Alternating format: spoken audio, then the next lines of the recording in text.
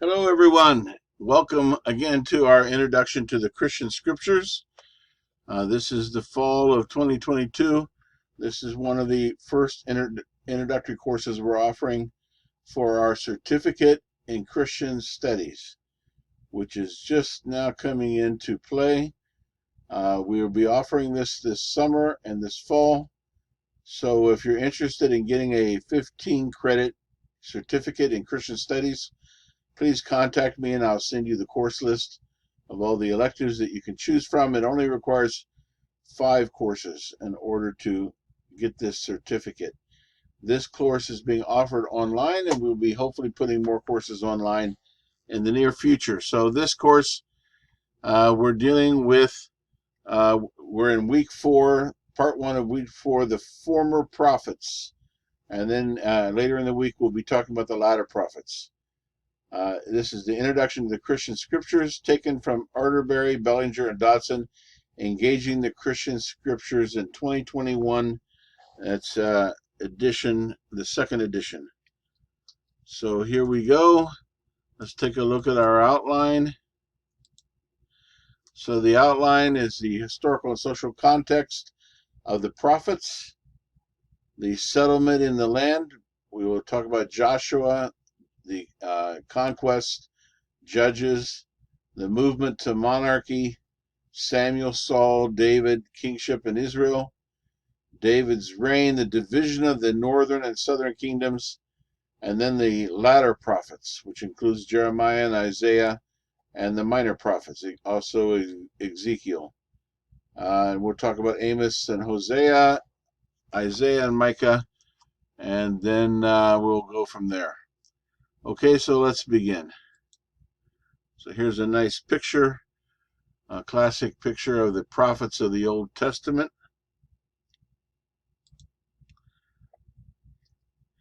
So the prophets, the covenant, one of the strongest themes in the Torah is the covenant. Also, the Torah is also known as the Pentateuch, the first division of the Hebrew Scriptures: Genesis, Exodus, Numbers, Leviticus, and Deuteronomy, which we've just finished over the last 3 weeks covering those. Remember, this is not an in-depth dive into the Scriptures. This is simply a light introduction to the whole Bible, which is actually very difficult to do in 15 weeks, so we're going to do our best. The theme of covenant continues in the second division of the Torah, which is the prophets. It's known as the prophets, even though the former prophets are also popularly known as historical books. But there are prophets in them, and so they're called the prophets in the Jewish or the Hebrew system. The former prophet and the latter prophets narrate the story of the covenant community in the form of history and in the form of proclamations from the prophets, vital interpreters of the covenant history. In case you're following along with the book, we're on page 69 in the textbook. So the former prophets: Joshua, Judges, 1st and 2nd Samuel, 1st and 2nd Kings, are often popularly labeled historical books. They are called the former prophets because they include significant characters who are prophets, such as Elisha and Elijah, among others, and because they espouse the same view of the ancient Israel's history as do the latter prophets. Central to the redaction of these texts is the question why the kingdom of Judah fell to Babylon in the 6th century BCE. That's an important question. Let me repeat it. Central to the former prophets is this question: why did the kingdom of Judah fall to Babylon in the 6th century BCE? They thought they were the chosen people of God, the apple of God's eye. They thought they were in his hand. They believed all the promises of protection and that Jehovah would fight for them. And then suddenly this terrible calamity befalls them. And how do they make sense of it? The Deuteronomic theology of these texts provides the answer. And there's a picture of Elijah at Mount Carmel confronting the priest of Baal. The latter prophets. The latter prophets came after the former prophets and carry the names Isaiah, Jeremiah, and Ezekiel, which within the latter prophets, those three are known as the major prophets, as well as the 12 texts sometimes titled minor prophets. So the latter prophets are divided between the major and the minor. Our look at these books will begin with the former prophets and then proceed to the latter prophets as they arise in their historical contexts. I doubt if we'll make it all the way through to the latter prophets today, but we'll give it a shot. The book of Joshua. The book begins with Joshua, who was Moses' helper and mentee, disciple. He succeeds Moses as the leader of Israel to lead the people into the land of Canaan. The people crossed the Jordan River similar to the Exodus from Egypt. They set up a memorial stones to remember the crossing into the land. Then the males of the community are circumcised. As soon as they cross the river and they're in their land and they're surrounded by enemies, they pick a very poor time to do circumcision. But I suppose that's a statement of their faith in God, because for 3 days they would be incapacitated with pain, the males of the community or of the people. They then observe Passover. Joshua goes out to scout and encounters an angelic commander of Yahweh's armies. And in this theophany comes the confirmation of his leadership. And here's a picture of the walls of Jericho and the people going around the walls of Jericho. And this brings us to the story of Rahab the harlot. Chapter 6 recounts the Battle of Jericho, the first military challenge for the community of ancient Israel. Earlier in the book, Joshua had sent spies to reconnoiter the area, and they had gone to Jericho and gone into the establishment of Rahab the prostitute as a way of not drawing too much attention to themselves. Rahab had protected them when the leaders of Jericho were seeking for them. And Rahab's loyalty is rewarded with her life and a place with Israel when Jericho falls. There's an interesting story about her. She shows up again in the New Testament in the genealogy of Jesus, along with Ruth and several other courageous women. So Rahab joins the people of Israel because of her faith and her obedience, presumably leaves harlotry as her profession. She marries an Israelite man, and they together become the parents of Boaz. If you know the story of Ruth and Naomi, Ruth ends up marrying Boaz, and so Rahab would be her mother-in-law on the male side. Interesting story. The city of Ai and AIiken's sin. After defeating Jericho, the Hebrews lose a battle with the city of, I want to say AI, but that sounds like artificial intelligence. Let's just call it I. The text makes it clear that the reason for the defeat lies with Israel. So they go through a process of casting lots and inquiring of the Lord to discover what was the problem, and it's discovered that there was sin among the ranks of the Israelite soldiers, and they continue casting lots until they identify which troop, which company, and they finally identify AIiken, the tribe of Judah. Because of devotional reasons, all the booty of Ai had been committed to the Lord to be destroyed, not to be taken for personal benefit. But AIiken couldn't resist keeping some of the booty for himself, which was a transgression. The people lose the battle because of AIiken's transgression. AIiken is then executed when his sin is discovered, and eventually the city of Ai is captured with clever military stratagem. his family's destroyed or executed along with him. The story is communicating the idea of corporate solidarity, also collective guilt. So it's not an individualistic culture.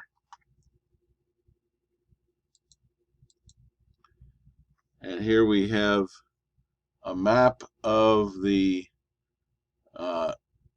military campaigns of the Israelite troops as they cross the river right above the Dead Sea, and they attack southwards past Jerusalem, Ai, Hebron, Beersheba, and then later they attack northwards and they take the land for themselves. Now, the evidence is that they didn't clear out all the peoples that were living there, that there were numerous other ethnic and people groups, Canaanites, that were living near them or around them. But they did take land for themselves. So the question of conquest. This story raises some ethical concerns. Joshua 1 through 12 recounts the faithful Israel taking possession of the land by way of a military incursion in the three prongs that I just showed you. Excuse me. The central hill country, the south and the north. The three major models of how Israel emerged in Canaan have thus come to the fore. Military invasion is one model. Peaceful infiltration is another possible model. And peasant revolt. And these are by no means exclusionary. It's possible that the people of Israel emerged out of all three aspects. There is evidence, archaeological evidence, of a period of great political upheaval in Canaan during this time, but the evidence seems to point to residents rising up against their own elites, their own rulers. And so that would indicate that perhaps some of the peoples overthrew their own rulers and joined up with the tribes of Israel. So there's a number of ways that this could have come about, and it could have come about to some degree in all of them.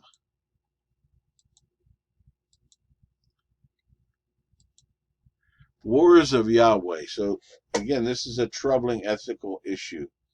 One of the major issues that surface in the accounts of the battles in Joshua and Judges surrounds the customs of battle taken up in the name of the covenant deity. These battles have at times been called wars of annihilation or complete destruction. These texts create ethical difficulties, especially in the canon of the Christian scriptures, which often articulate an ideal of peace. And so modern scholars and ethicist theologians have had to wrestle with how to view these wars of destruction, in which sometimes even women and children were killed.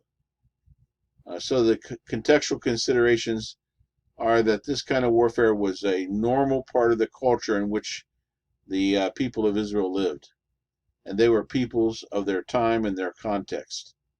So it's a little bit unfair to try to bring 21st century ethical standards and values and transport them back almost 3,000 years, or at least 2,000 years, no, 3,000 years in time, to impose them on a people that lived in the Middle East and in 1000 BC.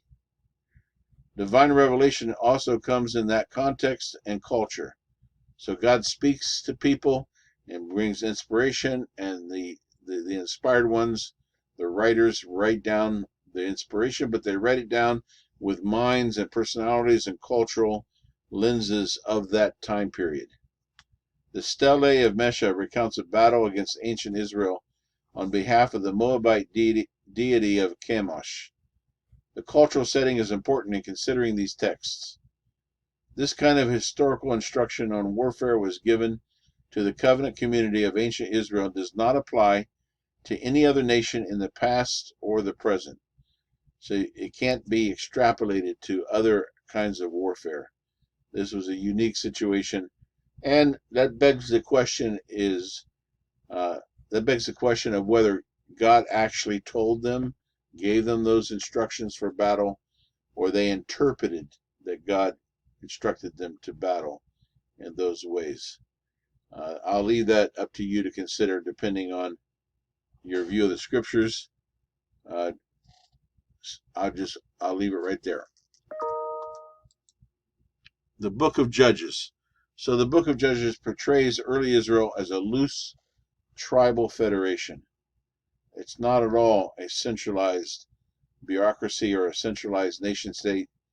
It's just a loose collection of tribes, which is very similar to the Greek culture before Alexander the Great united them forcibly. They were also a loose tribal confederation or loose confederation of city-states. The tribes lived in various parts of the land of Canaan and were essentially united for worship and military needs, and that's about it. Beyond those needs, there was not a lot of unity. The social and historical context described above in the reference to the opening of the book suggests the lack of stability. In those days in Israel, every man did that which was right in his own eyes.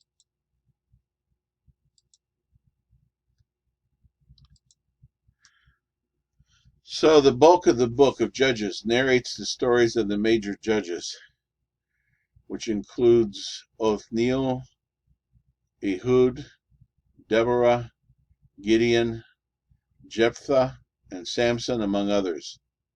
Minor judges are also included. The means for narrating the stories is a cycle introduced in chapter 2 of the book, which you can find on page 175 of your textbook. The Israelites do evil in the sight of Yahweh. This is step 1.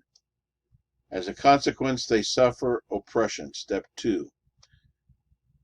Therefore, Israel, in the midst of their oppression, cries out to Yahweh. Step 3. If you've been a parent, you recognize this cycle. Your children disobey you. You apply discipline.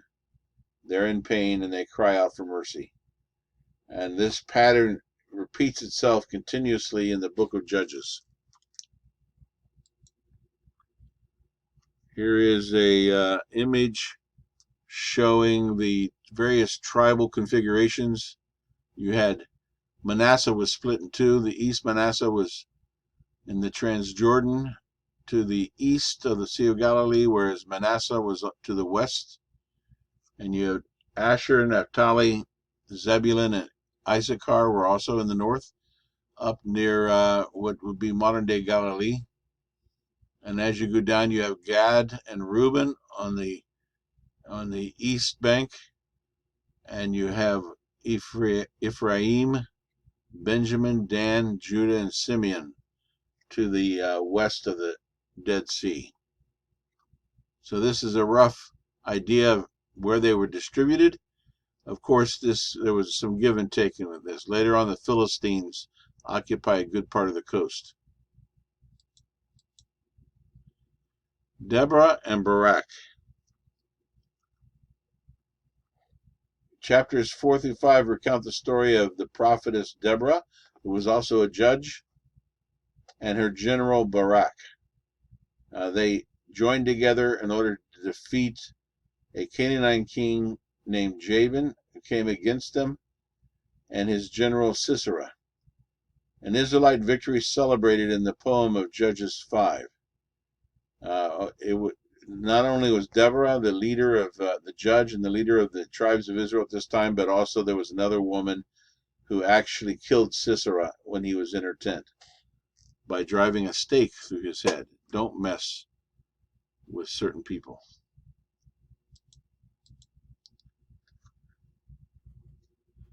And there's a picture of this guy Sisera with the spike through his head. Presumably this is the woman who did him in.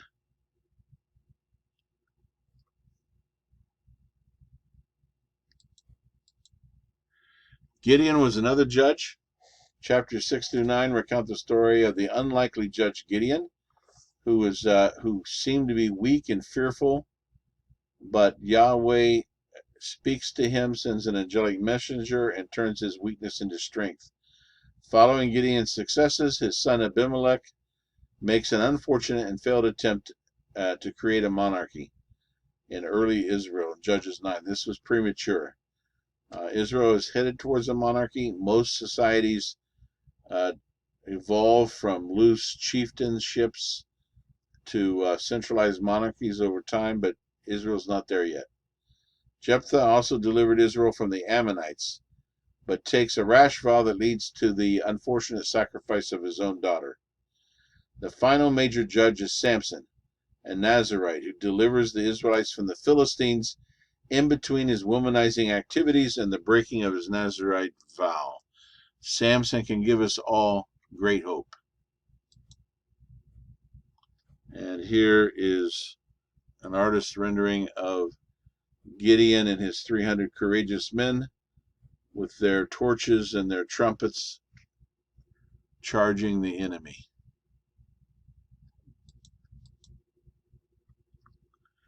The Deuteronomic theme. The stories of the judges recount a fairly quick downward spiral. The covenant history of Israel in the period of the judges is not going well, and that's putting it mildly. The two stories that conclude the book of Judges, chapters 17 through 20, show that idolatry and internecine warfare and shocking humanity to others characterize early Israel and its covenant infidelity. This cycle of these stories fits well with the Deuteronomic theme of covenant faith.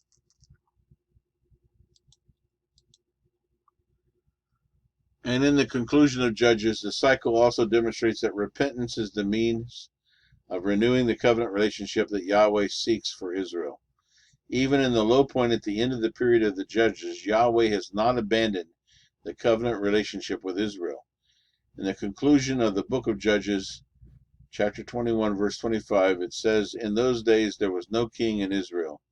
All the people did what was right in their own eyes." And this brings us to the story of King David. David is a kind of Robin Hood figure in this area, popular with women, building a power base as a charismatic man of the people. I like that comparison to Robin Hood. When Saul meets his demise, the leaders of the military eventually turn to David to unite the kingdom under his rule. 2 Samuel 7 recounts the promise of the prophet Nathan that David and his sons will rule over the people in Jerusalem as the divinely chosen monarchs. 1 Samuel 8 through 9 recounts the story of the origin of the kingship in Israel. Israel's life as a loose confederation of tribes has reached its limits. The aggressive Philistines press the people on every side. Geography, lack of communication, and the lack of a central organizing authority divide the tribes.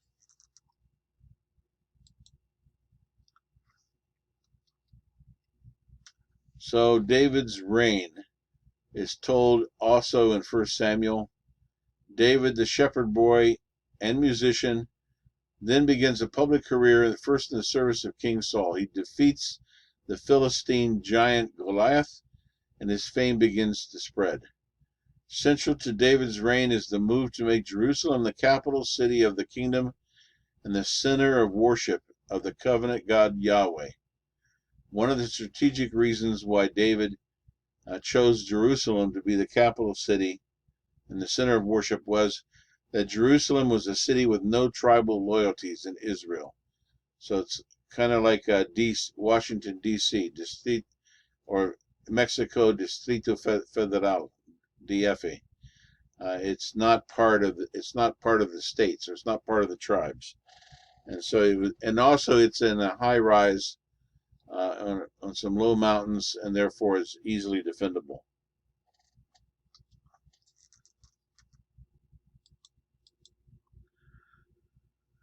But David leaves us a mixed heritage. In the history of King David in 2 Samuel 8 through 20 and 1 Kings 1 through 2 recounts the reign of David with attention to the question of who will succeed David. David rules as the chosen one with victories and with compassion. The public servant, King David, is successful as a public figure. Yet the personal family portrait of David is not so positive. David indulges in the heinous affair with Bathsheba and seeks to cover it up, eventually resorting to sending a man to his death in battle in order to cover up his lie. He loses the child of the affair, but Solomon is born shortly thereafter. And so Solomon's mother was Bathsheba, and he is going to be the heir of King David. So David's legacy was that he was the great king of Israel, but he went astray in many ways. In that sense, David is typical of all of us, with the good, the bad, and the ugly in our lives. The Old Testament portrays him as a flawed hero, but one of remarkable influence. David's contributions include the following. He united the kingdom. He established Jerusalem as the capital. He defeated competing armies. He established a cabinet to rule over the nation. And he began worship in Jerusalem, or Zion. And he left a legacy for the future.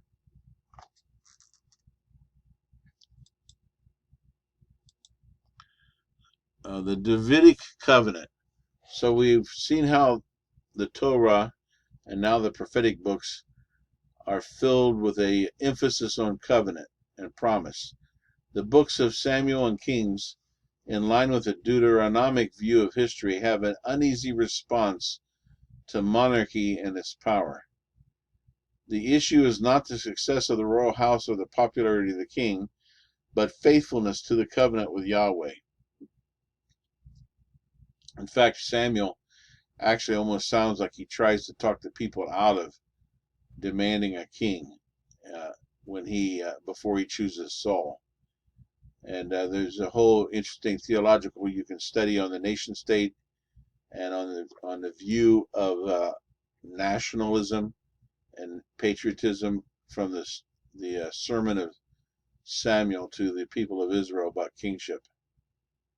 Biblical scholars sometimes describe the Nathan prophecy as the first articulation of the Davidic covenant.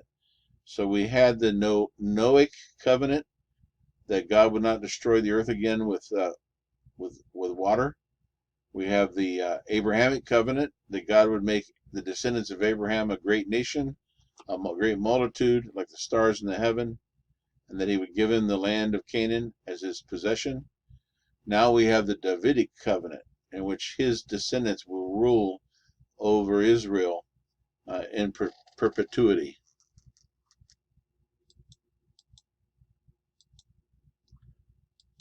So, this is a royal ideology. Some contrast this covenant with the Mosaic or the Sinaitic covenant, because the covenant with David emphasizes promise rather than Torah. Remember, Torah means the law. Some suggest that this royal ideology that became popular in ancient Israel led to a decline in faithfulness to the covenant relationship with Yahweh. Solomon's reign. So now David has passed out of the scene, and Solomon is now the new king. The reigns of 3 kings of the United Kingdom cover nearly a century. And that would be Saul, David, Solomon. From the time Saul was installed as king to the time Solomon dies, that's about 100 years. 100 years of solitude. First Kings characterizes Solomon as a brilliant economist, but not an expert at public relations. He ruthlessly establishes himself on the throne. Wisdom and culture thrive during his reign, and he pursues various foreign alliances as the ruler of an influential empire. These alliances often include marriage to foreign princesses. The most important building project during Solomon's reign is the temple in Jerusalem. First Kings recounts the dedication of the Temple of Solomon. 1 Kings 12 also recounts the gathering of the tribal leaders on the death of Solomon. Let me just show you this first before I move on. This is a picture of Solomon's temple, and down below here you have the porch, the holy place, the ark of the covenant with the Holy of Holies, and storage chambers around it. This was the house that he built for God. So the kingdom is going to be divided. 1 Kings 12 recounts the gathering of tribal leaders at the death of Solomon. Solomon's son Rehoboam expects the people to claim him as king, but the leaders of the northern tribes are troubled by the oppressive nature of Solomon's reign. The conflict leads to a split of the kingdom in two. The northern kingdom of Israel with Jeroboam I as its first ruler, and the southern kingdom of Judah with Rehoboam as its king. Jeroboam establishes sanctuaries at Bethel and Dan so that the worshippers will stay away from the Davidic ideology in Jerusalem. At these sanctuaries, Jeroboam sets up golden calves. So right away, according to the point of view of the prophets, the northern kingdom has seriously, grievously sinned and fallen into idolatry by worshiping golden calves in Bethel and Dan instead of going to the temple in Jerusalem.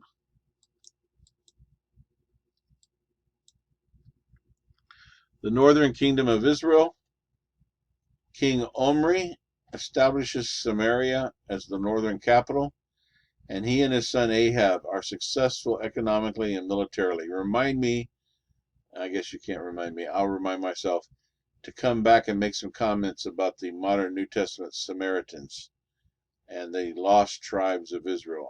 I'll circle back to that. From the Deuteronomic perspective of covenant loyalty, however, these reigns are decidedly unsuccessful. Canaanite fertility religion influences the people, and syncretism becomes the order of the day.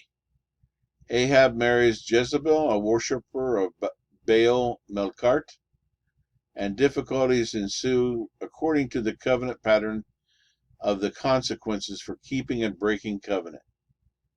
The Assyrian Empire from the north and its ally Syria began to exert pressure on Israel, and in the mid 730s,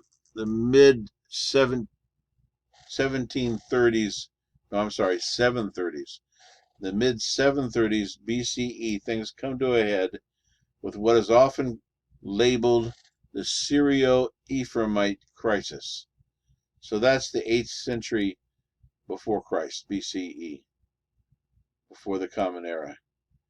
And the Assyrians were a serious bunch. It was actually, some people consider it to be the first actual empire, military empire in history. And they were very brutal. They showed no mercy. They also had a policy of uprooting entire populations and moving them to new locations, which interestingly, in my background in Latin American studies, the Incas did the same thing. When they conquered new populations, they would uproot them and move them and then bring a different group in to replace them. That was a way of controlling this diverse and growing empire. So the Assyrians conquered northern Israel with its ally Syria, and this was in the 8th century, and of course they followed their policy and removed a large portion of the Israelites from the land and brought in other people to replace them. So this is where the legend of the lost tribes of Israel comes from. The fact that the 10 tribes that were located in the northern Israel were removed and taken away, and there are all kinds of conjectures about where they may have been taken, but no one really knows for sure. And in the New Testament, you have a group of people that are marginalized and discriminated against living in this northern area around Galilee that are called the Samaritans. And the Samaritans were possibly partly Hebrew. They may have intermarried with the remnants of the Hebrew people that stayed in that northern area. Also, they were people who were brought in from other geographies. So they were suspect as not being truly Hebrew, the Samaritans of the New Testament. Remember the story of the Good Samaritan? We'll come back to that in a few weeks. So this brings us to Elijah and the priests of Baal. There was a confrontation on Mount Carmel between the prophet Elijah and the prophets of Baal, symbolizing this conflict between agricultural religion and the Hebrew desert tribal religion. The story of the stealing the vineyard and the trumped-up execution of its owner, Naboth, symbolizes the corrupt royal power and influence of idolatry. Prophets such as Elijah became the voice for loyalty to Yahweh. Elijah's successor Elisha also participated in the political life of the kingdom by blessing Jehu's overthrow of the Omerid dynasty.